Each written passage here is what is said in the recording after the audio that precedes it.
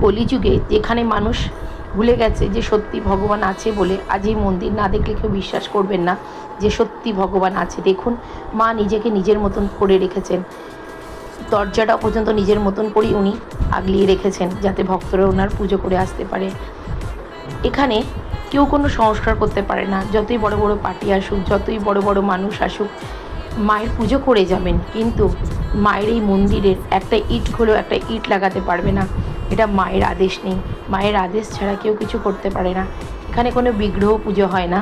এই যে গাছ দেখছেন, স্বয়ং মা এর মধ্যেই বিরাজ করেন। আমরা এনাকেই মায়ের রূপে পুজো করি এবং মা নিজেকেই নিজের মতন করে পুরো মন্দিরটাকে আগলিয়ে রেখেছেন, ভক্তদের রক্ষা করে চলেছেন, ভক্তদের ডাক শুনেছেন, ভক্তদের মনের ইচ্ছা পূর্ণ করছেন।